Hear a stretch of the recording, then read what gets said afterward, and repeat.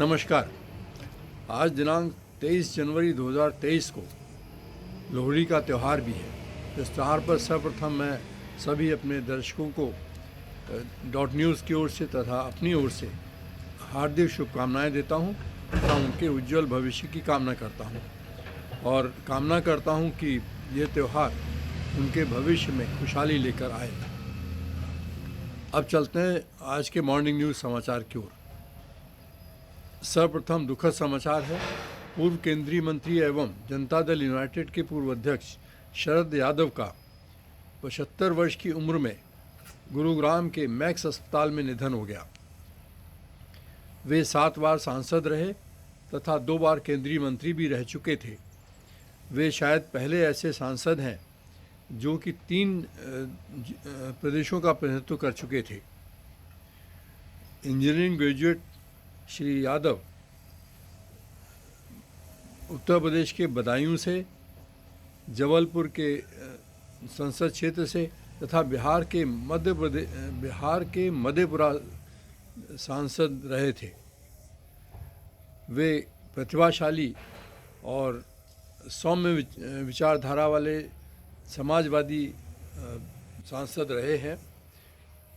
उनकी मौत पर सभी राजनीतिक दलों ने, मुख्य रूप से राष्ट्रपति मुर्मू, प्रधानमंत्री मोदी तथा अनेकों राज्यों के मुख्यमंत्रियों द्वारा शोक संदेश भेजा गया है तथा गहरा हार्दिक दुख व्यक्त किया गया है।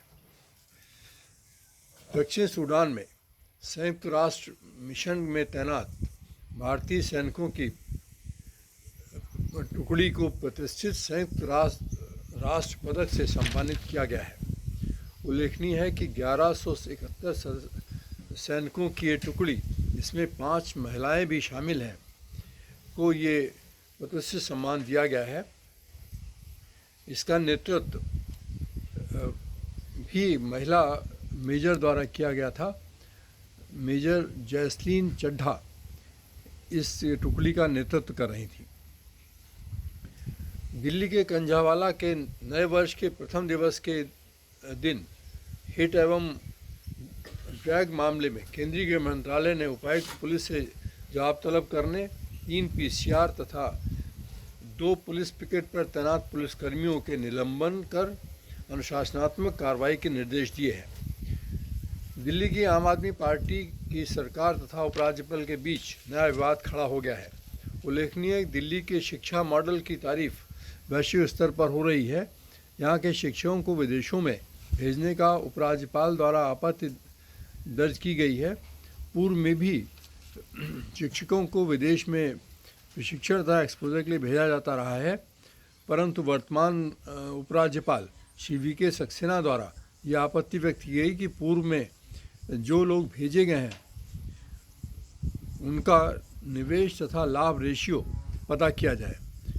मैं उल्लेख करना चाहूँगा कि शिक्षा के क्षेत्र में निवेश के ऊपर इस प्रकार का सवालिया निशान लगाना मेरे व्यक्तिगत दृष्टिकोण से उचित नहीं है। केंद्रीय पर्यटन मंत्री जी किशन रेड्डी के अनुसार प्रधानमंत्री मोदी 15 जनवरी को सिकंदराबाद विशाखापट्टनम के बीच वंदे मातरम ट्रेन को वर्चुअली हरी झंडी दिखाएंगे। छत्तीसगढ़ के बीजापुर जिले के 2 स्थानों से 6 नक्सलियों को मदद करने वाले संदिग्धों को गिरफ्तार किया गया है। उनके पास से पिस्टल तथा विस्फोटक सामग्री भी बरामद की गई है। स्पाइस जेट की दिल्ली पुणे उड़ान में बम होने के बारे में आई सूचना के पश्चात जहाज की तलाशी ली जा रही है। उत्तराखंड के जोशीमठ में जमीन धंसने के कारण इमारतों को ढहाने के कार्य के अंतर्गत मुआवजे के कारण आए गतिरोध के संबंध में शासन के साथ समझौता होने पर 2 होटलों को ढहाने का कार्य प्रारंभ किया गया है।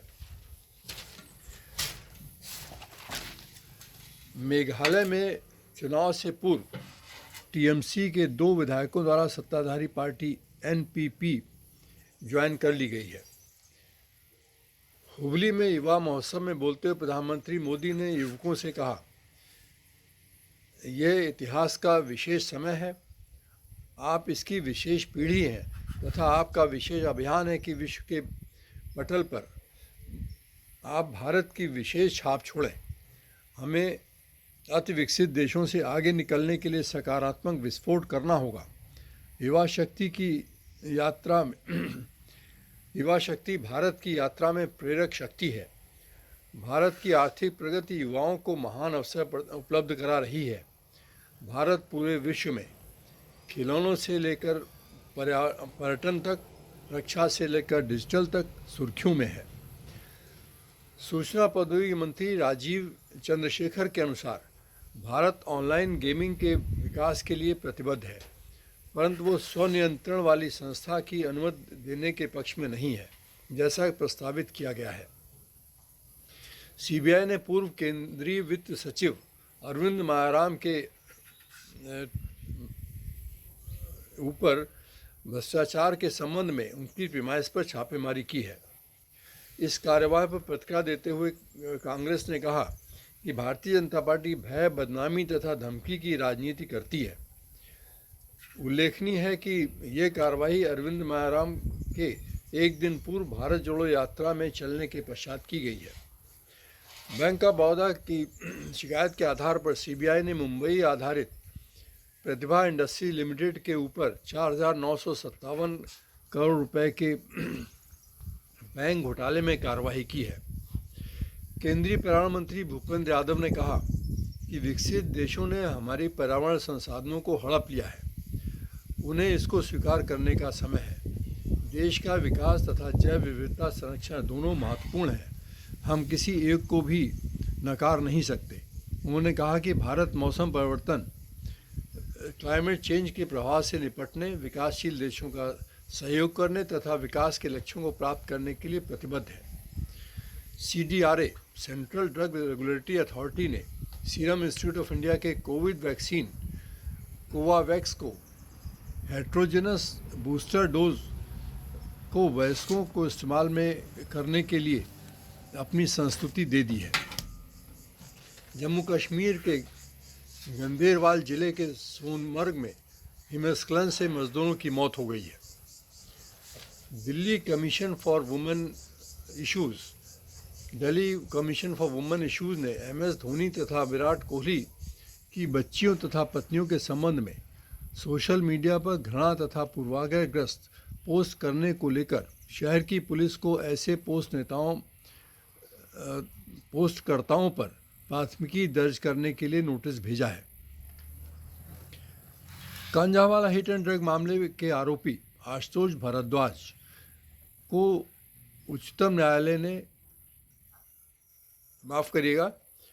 कांझावाला हिट एंड ड्रग मामले के आरोपी आशुतोष भारद्वाज की जमानत याचिका को न्यायालय ने खारिज कर दिया है। उपभोक्ता संरक्षण नियामक प्राधिकरण कंज्यूमर प्रोटेक्शन रेगुलेटरी अथॉरिटी ने अमेज़ॉन, फ्लिपकार्ट तथा स्नैपडील को बिना BIS वाले खिलौनों की तथाकथित बिक्री के लिए नोटिस भेजा है। केंद्र के अनुसार संपूर्ण भारत से खुदरा स्टोरों, रिटेल स्टोर्स जिनमें हेमलेज तथा आर्चीज जैसे बड़े स्टोर शामिल हैं, में से 18,600 नॉन BIS खिलौनों को जब्त किया है। प्रधानमंत्री नरेंद्र मोदी ने voice of global south summit में कहा कि हम एक युद्ध, आतंकवाद, विवाद तथा तनाव से भरे वर्ष का पन्ना पलट चुके हैं। ये सही एक विश्व संकट के दौर में है तथा मौसम परिवर्तन के प्रधानमंत्री मोदी ने ईंधन, खाद्य सामग्री तथा मौसम परिवर्तन के मुद्दों पर चिंता जताई। उन्होंने कहा कि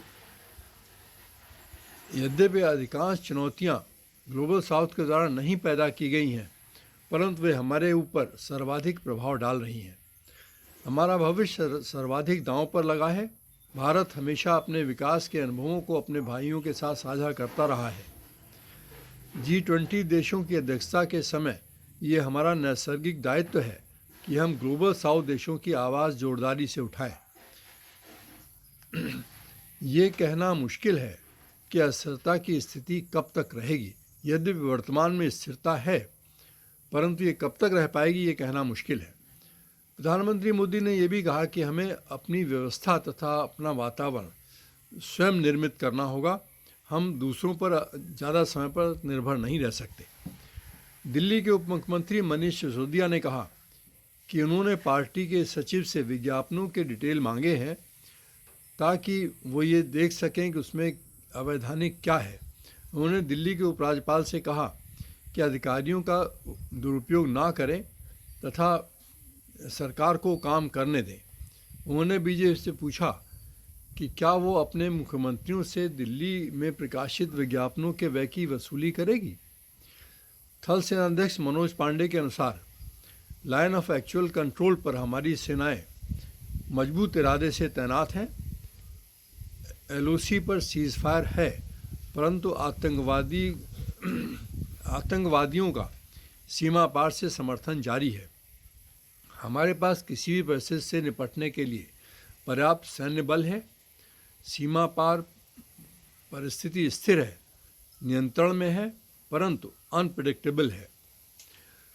हम सीमा मामले को सुलझाने के लिए सैन्य स्तर पर तथा राजनीतिक स्तर पर वार्ता करते रहते हैं।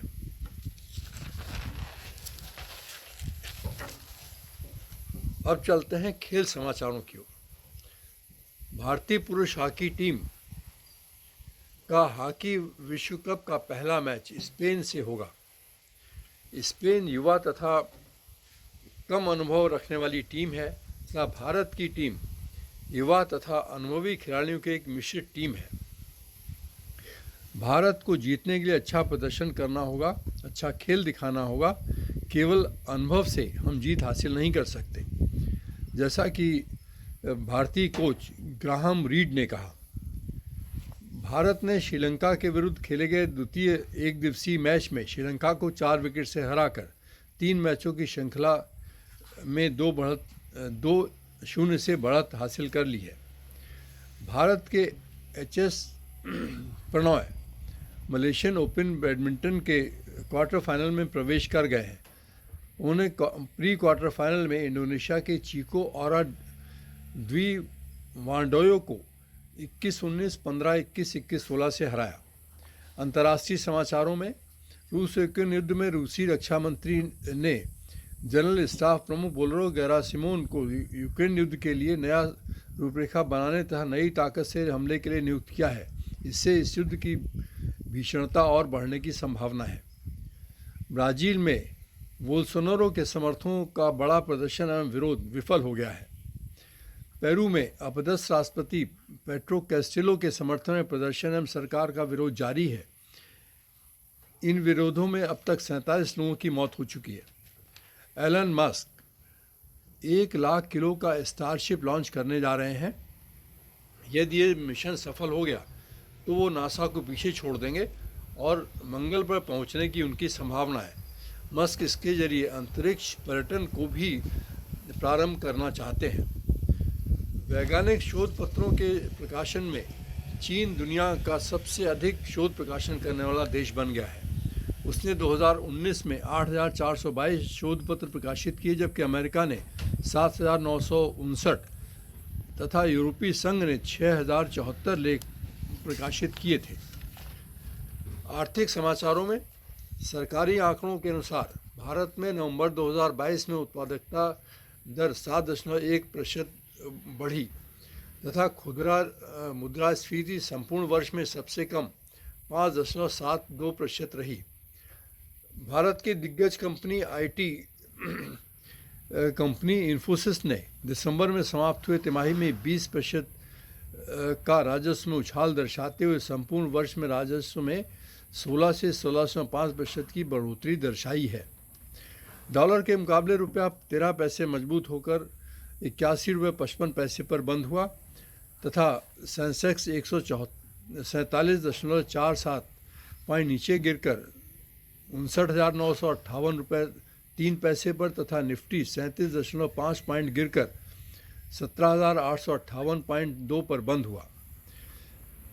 आज मौसम का समाचार में आज कानपुर में न्यूनतम तापमान 11 डिग्री सेल्सियस रिकॉर्ड किया गया तथा अधिकतम तापमान 21 डिग्री रहने की संभावना है। कल न्यूनतम तापमान 8 डिग्री तथा अधिकतम तापमान 21 डिग्री रहने का पूर्वानुमान है। कल धूप खिली रहेगी। लखनऊ का न्यूनतम तापमान 8 डिग्री सेल्सियस रिकॉर्ड किया था, अधिकतम तापमान 18 डिग्री सेल्सियस रहने की संभावना है। पूर्वानुमान के अनुसार कल रात्रि का तापमान 8 डिग्री सेल्सियस तथा दिन का तापमान 21 डिग्री सेल्सियस रहने की संभावना है। कल धूप निकली रहेगी। आज के समाचारों में बस इतना ही। मैं नीलम कुमार सिंह रोज़ की तरह आपसे इस अनुरोध के साथ कि हमारे चैनल को अधिक से अधिक सब्सक्राइब करें, बेल आइकन का बटन दबाएं, शेयर करें तथा लाइक करें। कोई कमी हो तो उसको ज़रूर इंगित करें। मैं आपको विश्वास दिलाता हूं कि आपके सामने निष्पक्ष और अच्छी ताज़ा खबरें प्रस्तुत करता रहूँगा। इन्हीं शब्दों के साथ नमस्कार, धन्यवाद।